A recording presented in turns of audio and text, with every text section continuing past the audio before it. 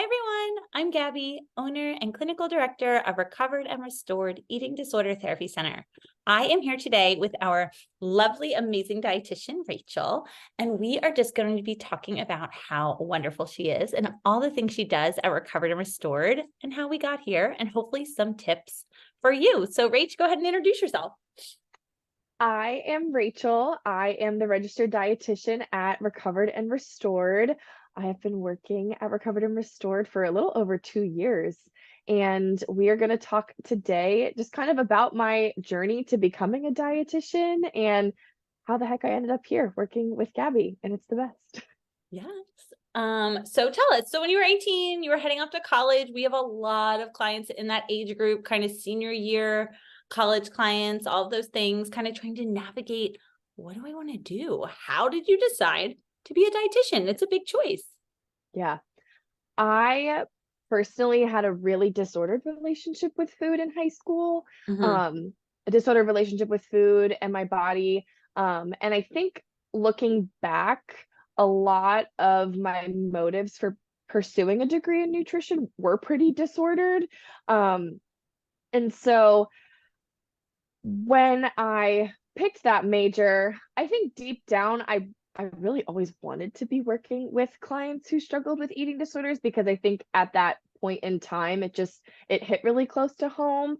But I really do think a lot of the reasons why I pursued a degree in diet as a dietitian were disordered and like I didn't have the best motives. And so I was not super sure what I was going to end up doing with this degree, but that is how I ended up studying nutrition as an 18-year-old. Yeah. And that's okay, because look at you turned something really challenging and difficult into something amazing. Yes, it has all been redeemed, but I think my intentions going in, like I really didn't know what I was going to end up doing with my degree. Yeah, which is okay. So if like you're a college student listening to us right now, if you have like no idea what you're doing, it's okay. Yes. I think most people don't know what they want to do with the rest of their lives at 18 years old, and that is okay. Totally. That is a big decision. You have time. Also, the cool thing is that if you don't like what your degree is in, you can change it. You have that ability, Mhm. you have that power. So like, it's okay. And that is something I talk with clients about all the time. While you were learning nutrition, was there anything that you like really enjoyed learning about or like reflecting on? You can be like, that probably wasn't the best, but now I've been able to turn it into a positive. Yeah, I think the way that nutrition was taught was very weight centric. It was very black and white. I always loved my life cycle classes. So learning about nutrition from conception all the way until old age. Yeah. And we didn't get a ton of education on eating disorders in our undergraduate degrees, but we touched on it a little bit during life cycle classes. But I really, really loved learning about nutrition from conception in all of the different life stages. I went to Westchester University Yeah. for my undergraduate degree in nutrition. I got my Bachelor's of Science there. Nice. And then I ended up pursuing a master's degree at Immaculata University, which is also where I completed my dietetic internship. Cool. Now, what made you choose Westchester and Immaculata? Those are great schools. Yes, Go Rams. I go Rams. Yes, I remember my mom telling me like when you walk onto the college campus that you end up at, like you're gonna feel it. I Yeah. felt I felt nothing at I love any of that. the I schools. love So I was it. like, "Oh no, like I don't really know what I'm supposed to do." But it was between Penn State and Westchester for me. And I ended up getting into the honors college program at Westchester. And Cool. so it just felt like yeah, more doors were opening at Yeah. Westchester. And I'm from Westchester, so I really loved the convenience of being so Yeah. close to home, but also being away at school Yeah. and getting that college experience. So that was a really sweet thing about going to college close to home. Nice, nice. And then Immaculata did they just have a good program or was that kind of like where you were led to apply? Like, how did you get there?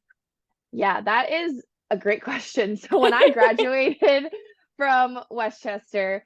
I was not sure what I wanted to do with my degree in nutrition at that point. So I kind of just gave myself some space. I kind of Yeah. took like a working gap year. Yeah. So I ended up getting a job at an integrative doctor's office. I was an Cool. administrative assistant.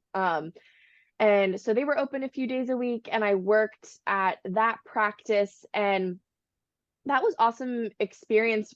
One, like working with patients and just Yeah. customer service and all of those Yeah. wonderful things. But I actually was working on a team of all women providers, Love which it. was really cool. And I think was kind of foreshadowing to Recovered and Restored. But it was so fun to work on a team and see the different, like how collaborative it was. Yeah. And it was an integrative doctor's office with a medical doctor, a physician's assistant, a nurse practitioner. So they were all conventionally trained and then went on to get integrative certifications. So it was Mhm. also just a different approach to health than anything I had seen, because they were looking at more so the whole person and Yeah. not I just, love you that. know, one certain realm of health. And so, you know, the appointments were a little bit longer. They saw a lot less patients than a typical doctor would. And so it was just a really refreshing lens Yeah. on approaching health. And so I took a year, I worked there. I was also working part-time as an admin for a ministry called Young Life that I'm involved in. So just had my hands in a couple different things, which was really fun. And then I ended up um, deciding that I did want to apply for a dietetic internship, and it's recommended that you would apply to like 5 or 6. I applied to 1. I applied Love to that for you. Immaculata, and I was just kind of like, I had a lot of peace. Like if this door was going to be open, then I would Yeah. walk through it, and if it was Yeah. going to be closed, then we would figure something out.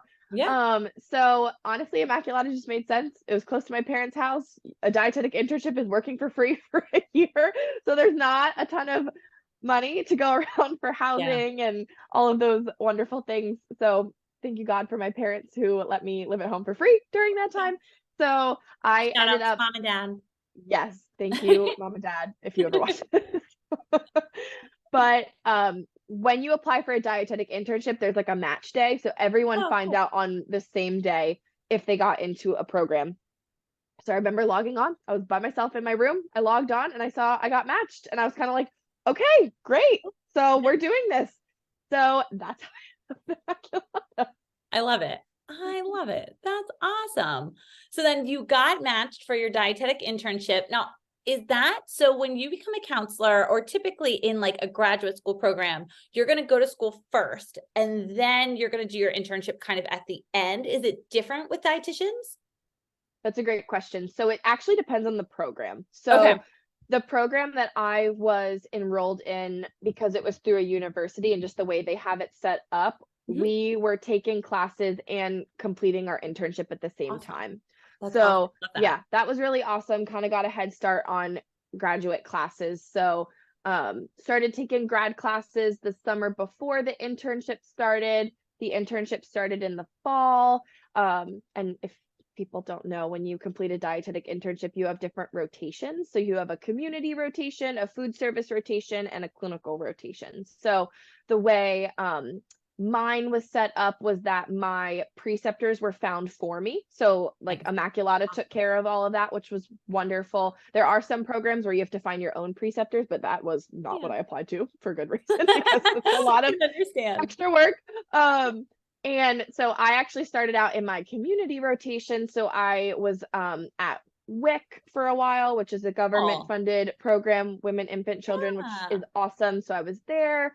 I was in a school district for a few weeks. I was at giant supermarkets for a few weeks. I was then at a hospital in their food service department. And then I was at the same hospital when my clinical rotation started. So my experience in my dietetic internship was a little bit wonky, because when I was 3/4 of the way finished with it, COVID exploded. Oh So my gosh. there was a lot of pivoting that had Yeah. to happen on everyone's end, which no one Yeah. has ever had to navigate No, do before. before. Yes. Yeah. I was a few weeks into my clinical rotation and then COVID happened. And looking back, it was pretty providential that that happened Yeah. because we had to do so much pivoting and kind of find different resources to meet the requirements of the dietetic internship. So I was actually able to study even more about eating disorders because that was just what my interest was. And looking back, it kind of really set me up well for Recovered and Restored, which was really sweet. Yeah. I mean, it's crazy to think about 2020. Anytime like someone brings up 2020, I'm like, oh my God, like how did we survive that? But we did. We We did. made it. I would love to say we're on the other side, but like COVID is still lingering, although it is Sure. not quite as bad. Sure. Thank God. Yes.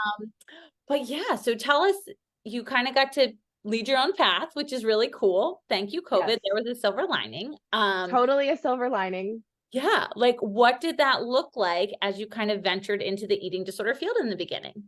Yeah. So again, another like rocky wavy start. So I took my RD exam, became a dietitian.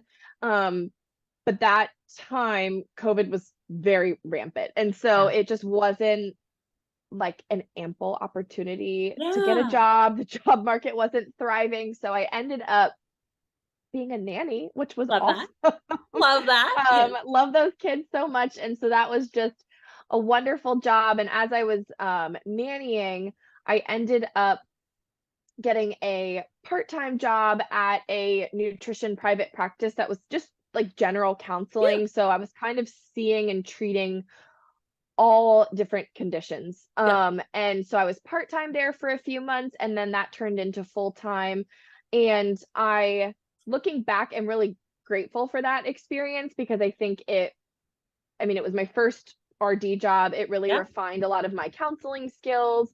And because that was 2021. So again, COVID was still pretty rampant. And so that was fully virtual for most of the time that I was there. Yeah. And so was able to refine some of my counseling skills. I did have a few clients at that job who were pursuing recovery for eating disorders. So again, set me up well for Recovered and Restored.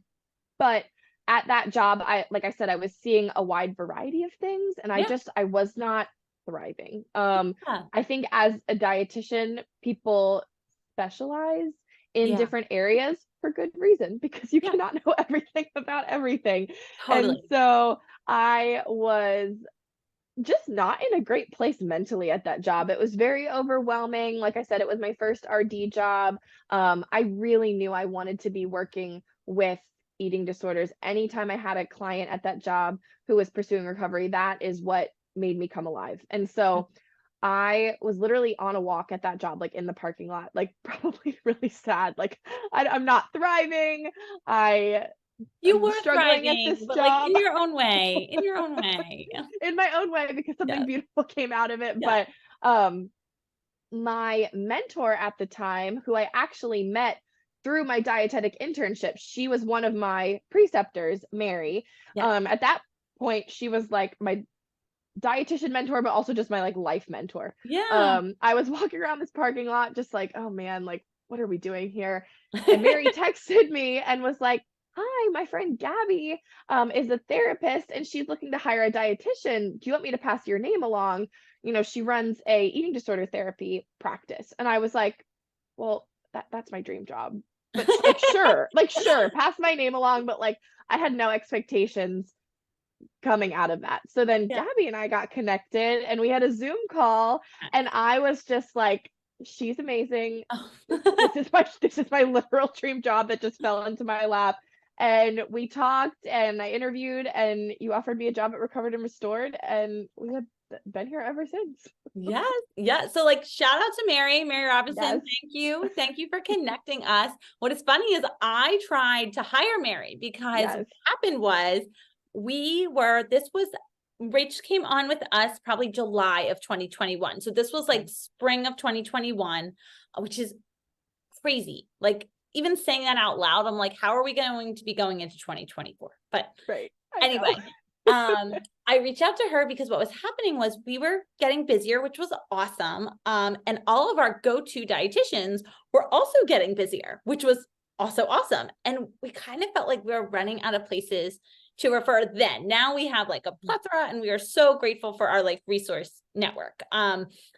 And so I kind of felt like something that kept coming up in supervision with the therapist was like food stuff. And I was like, well, we can talk about food with clients, but we can't give actual nutritional recommendations. And everyone was on board with that because we don't know, right? Like we don't know what we don't know, and that's fine. That's not our area of expertise. So I was like, maybe, but like, I'm pretty sure Mary had like just had a baby.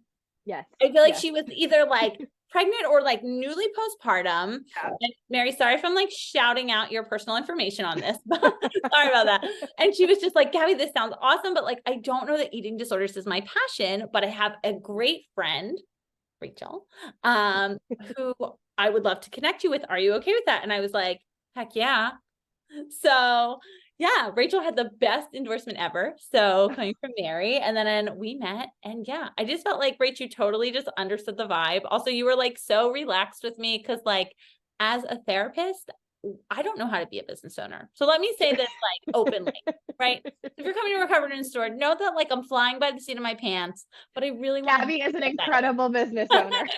She's just I very really want to humble. help you get better. Like truly, that is what I'm like here to do. Yeah. So Rachel was so relaxed, and I was like, I can do this and I can do this, but I don't know how to do this, but like we can try to figure it out. And she was just so relaxed and wonderful and gracious with me. So yeah, I would say July, I think, of 2021, and we've been going strong ever since. That was our meet cute. It was awesome. And Yeah. here we are. And here we are. Yes, yes, totally. Oh my goodness. But yeah, what a journey, right? I know. I cannot believe it's been over 2 years. I mean, I have some clients who started with me in July 2021, and we still see each other, and it's so fun, you know, like getting to build that relationship, getting to walk alongside someone on just a really hard but beautiful and redeeming journey. Everyone's favorite quote is recovery is not linear, and it's true. And you know, so to be with clients for that long, kind of through ups and downs and through graduations and weddings and babies, like it's really beautiful to get to do life with clients. Yeah, I love that. That's like my favorite line. Like at this point with a lot of my clients, like we're doing life together. And like I love that. I love that so much. And we are just so lucky to share in like those people's lives. And even if you only see us for a short time, like know that we feel so lucky to have even met you at all. Yes, absolutely. Absolutely. So tell me, what are your favorite clients to work with? What's your favorite thing about Recovered and Restored? Tell me all the things. Yes. And I promise I'm not just saying this, I really do love all of my clients for different reasons. You know, I think there's oftentimes adults are more excited about doing the work, and sometimes our teens are a little more forced to see us.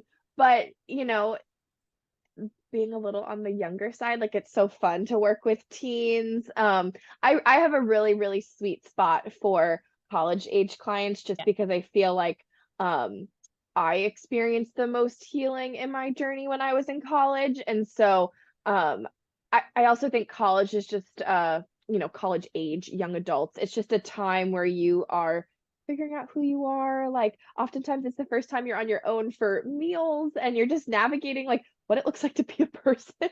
And it's hard. And so just being able to support our college age clients through some of those life transitions that just naturally happen at that age it's really fun. My like favorite thing about being a dietitian though is just getting to reinstill hope and joy in someone's relationship with food and their body, because I think this has just been a reoccurring theme with clients recently, the idea of like, for some reason we have to eat. That is just how our bodies were made, you know. It could have been right. It could have been we like take this pill a few times a day or drink this thing or like I don't know, we have to like charge our phones. Like, it could have been something so weird, Right. right? But Right.